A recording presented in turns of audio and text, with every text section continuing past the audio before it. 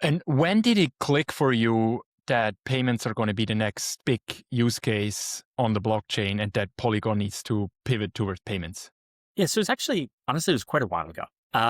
So I probably had this discussion with like the board here like over a year ago, mostly because, so it was less about payments at the time. It was more about we need to narrow in. And it was that was to me was very evident, and it's become very true over the last 12 months. Payments followed like maybe a couple months after that when we had looked at the data, studied it well, and realized we were already doing well there. And then also realized that we do have strong relationships there, so let's build it out.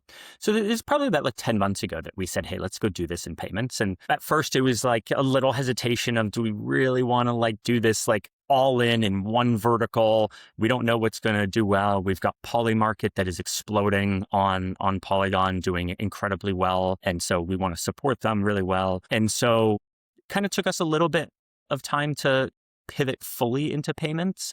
But as of about 6 months ago, it's been payments nonstop. Mm-hmm.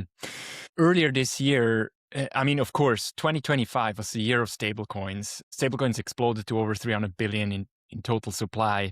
We also saw the launch of corporate chains such as Arc and Tempo focused on payments. What went through your mind when you saw those companies launch their own blockchain? Yeah.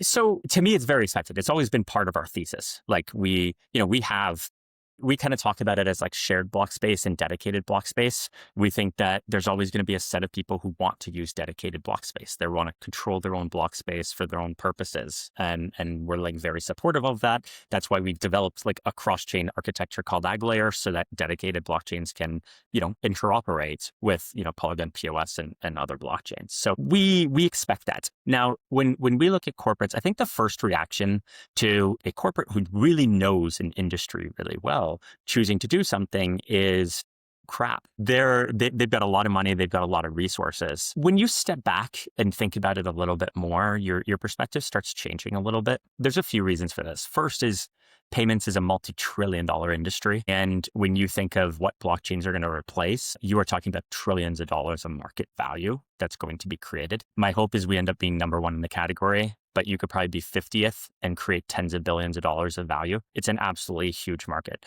Number two is it's a huge market that's growing insanely quickly. I don't need Arc to lose. I don't need Tempo or Stripe to lose. I hope they're going to do great because that means stablecoins are doing great. I'm not going to like win every business. I don't need to.